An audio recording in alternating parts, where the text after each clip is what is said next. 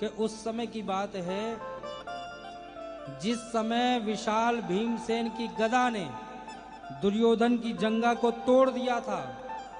युद्ध भूमि में दुर्योधन पड़ा हुआ कर्रा रहा था। अनेक बाज चील इत्यादि उसको मृत समझ करके झपटा मारते थे। सैकड़ों सौ पड़े हुए हैं पूरी महाभारत की भूमि पे।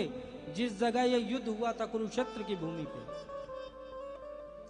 सबको पक्षियों को भगाते भगाते थक जाता है दुर्योधन, चल नहीं सकता, जंगा टूटी हुई है। उस समय एकांत पा करके दुर्योधन के पास अश्वत्थामा आता है। अश्वत्थामा ने कहा, मित्र, मैंने तुम्हारा वैभव देखा है, तुम्हारी संपन्नता देखी है, तुम्हारा राजघराना देखा है, तुम्हारी व्यवस्थाएं देखी हैं मित्र, लेकिन तुम्हारी आज ये स्थिति मुझसे नहीं देखी जाती। एक बात बताएं मित्र, तुमने भी विश्वास किसी और पे किया, चाहे वो पितामह भीष्म हो, चाहे गुरु द्रोणाचार्य जी हो, वो शरीर से तो हमारे साथ थे, लेकिन उनका मन हमेशा पांडवों की ही तरफ रहा है। अगर आप मुझे सेनापति बनाते ना, तो आज तुम्हारी ये दुर्गति नहीं होती। दुर्योधन बोला, मित्र, मुझे इस बात का कष्ट नहीं है कि मैं युद्ध भूमि में अंतिम क्षण में हूं, तनिक भी कष्ट नहीं है। कष्ट इस बात का है कि हम 100 भाई थे और 100 में से आज एक भी नहीं बचेगा, और पांडव लोग 5 भाई थे, 5 में से एक भी नहीं मरा।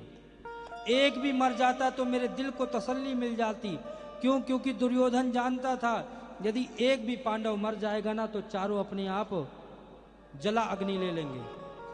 संकल्प लिया था ऐसा पांडवों ने कि इस युद्ध के अंदर कोई एक पांडव भी यदि मर जाता है तो चारों भाई मिलकर के एक साथ ही संस्कार होगा सबका।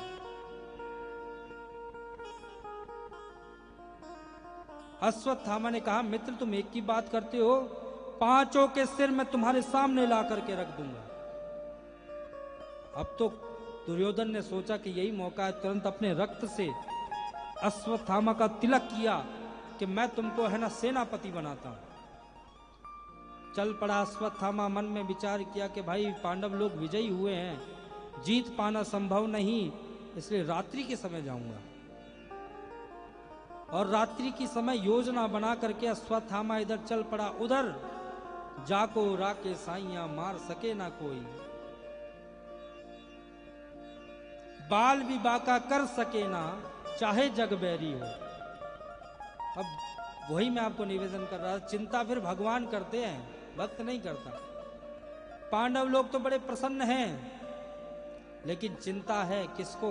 प्रभु को। भगवान श्री कृष्ण चिंतित है रात्रि के समय शिविर पे।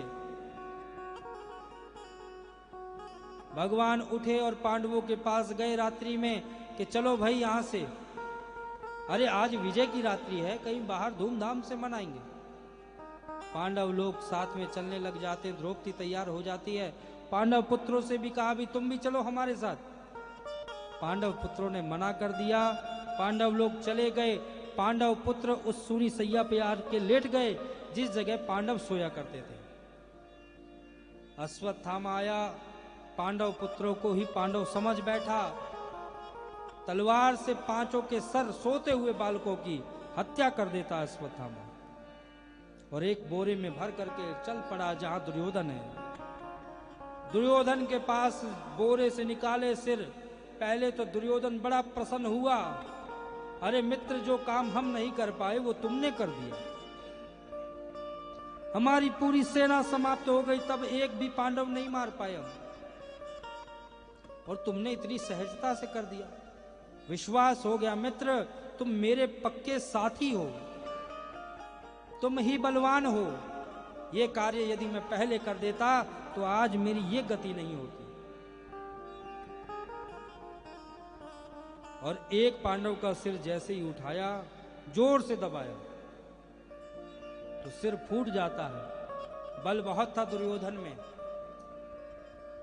एक एक करके जब टूटने लग जाते हैं सिर, ध्यान से देखता है। दुर्योधन कहता है ये पांडव का सिर नहीं है, भीम का सिर इतनी आसानी से टूटने वाला नहीं। जब ध्यान से देखा तो पांडव पुत्र नजर आते हैं। दुर्योधन ने कहा, मित्र ये तूने क्या किया?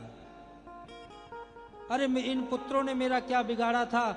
इनको मार करके तो तूने हमारे वंश में पानी देने वाला भी नहीं छोड़ा है। और ये कह करके दुर्योधन का तो प्राणांत हो जाता है।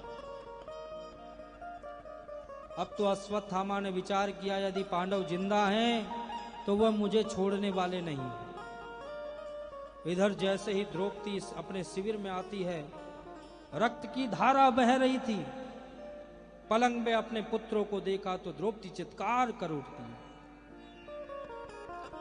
अर्जुन ने द्रौपदी की यह दशा देखी, प्रण ले लिया, द्रौपदी तुम बिल्कुल विलाप मत करो। जिसने भी ये निंदनीय कर्म किया है तुम्हारे सामने ला करके ही उसको मैं मृत्यु दंड दूंगा। द्रौपदी चित्कार करती है, जिसके 5-5 पुत्र उसकी आंखों के सामने पड़े हो, रक्त की धारा बह रही हो।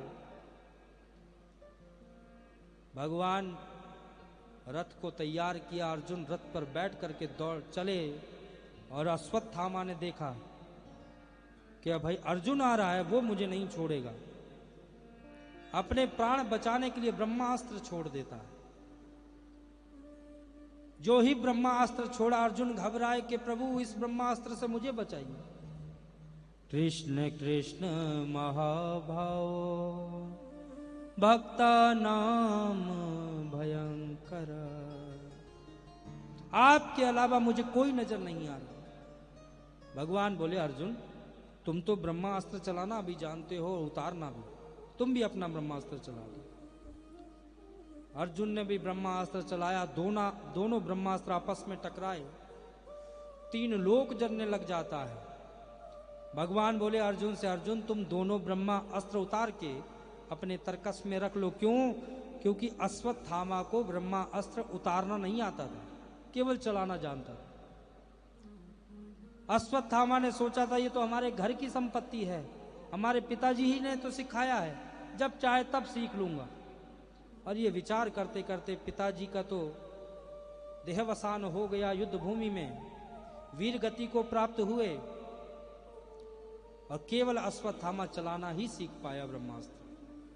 उतार लेते हैं अर्जुन दोनों ब्रह्मास्त्र, अपने तरकस पे रख लेते हैं और दौड़ करके जाते हैं, उस अश्वत्थामा को पकड़ करके रस्सियों से बांधने लग जाते हैं। अर्जुन से भगवान ने कहा, अर्जुन ये क्या करते हो? अरे ये आतताई है, तुम इसको बांध क्यों रहे हो, इसको पकड़ क्यों रहे हो, इसको मृत्यु दंड तुरंत दो, इसने आतताई का काम किया है। मत्तम प्रमत्तम बालम स्त्रिया जड़म, सोते हुए बालकों को, मतवाले पुरुष को, स्त्री को, पागल को कभी नहीं मारना चाहिए। और ऐसा इसने तो सोते हुए बालकों की हत्या करी है, इसलिए ये आतताई है, इसको तुरंत मृत्यु दंड दो। अर्जुन ने कहा, प्रभु छोड़ने वाला तो मैं भी नहीं हूं, परंतु मैंने द्रौपदी को वचन दिया है कि मैं मृत्यु दंड उसके सामने ही दूंगा, उसके समक्ष ही दूंगा। द्रौपदी के सामने जैसे ही अश्वत्थामा को लेकर के आए ना, तो न्याय की देवी है द्रौपदी, जैसे ही देखा कि भाई मेरे पुत्रों को मारने वाला कोई और नहीं अपितु गुरु पुत्र है, दौड़ती भागती द्रौपदी जाती है और अश्वत्थामा की रस्सियां खोलने लग जाती है। मुच्यताम मुच्यतामेष ब्राह्मणो नितराम गुरुम। अर्जुन से द्रौपदी कहती, क्या है आप इनको भूल गए? अरे ये कोई और नहीं अपितु गुरु पुत्र है। गुरु तो वीर गति में प्राप्त हो गए, गुरु पुत्र गुरु के ही समान होता है। आप रस्सियों से बांध के लेके आए हो, छोड़ दो इसको, खोल दो। अर्जुन ने कहा, द्रौपदी तुम भूल गई, अरे तुम्हारे 5 बालकों की हत्या इसने करी है और तुम कहती हो कि छोड़ दो। द्रौपदी कहती, मुझे इस पे दया नहीं आती, मुझे दया इसकी मां पे आती है। क्यों?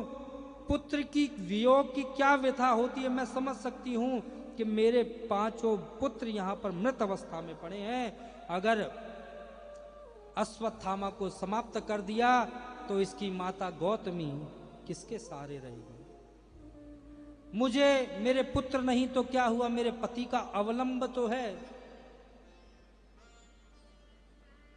लेकिन इसकी माता किसके सहारे रहेगी? इसलिए छोड़ दो। धर्मराज युधिष्ठिर को द्रौपदी की बातें ठीक लगी, द्रौपदी जो कह रही है सच कह रही है। लेकिन भीम ने कहा, अर्जुन यदि तुमने छोड़ दिया तो मेरी गदा से ये आज बचने वाला नहीं। द्रौपदी के 5 पति, द्रौपदी का मतलब है दया। क्या मतलब है? भीम क्या है? भीम है बल। बल के साथ दया का रहना जरूरी है, क्योंकि जिस बल में दया नहीं होगी ना, तो वो बल रक्षक नहीं भक्षक बनेगा, हिंसक बनेगा। अर्जुन क्या है? ज्ञान। तो दया, ज्ञान के साथ दया का होना भी जरूरी है, दया के साथ ज्ञान का होना भी जरूरी है। युधिष्ठिर जी कौन है? कि ये धर्म है, धर्म के साथ भी दया का होना जरूरी है, या दया के साथ ही धर्म का होना जरूरी है। नुकुल सहदेव स्वरूप है, स्वरूप के साथ भी दया का होना बहुत जरूरी है। तो 5 पति तभी द्रौपदी के बने हैं, धर्म के साथ दया, बल के साथ दया, ज्ञान के साथ दया, रूप के साथ दया, स्वभाव के साथ दया।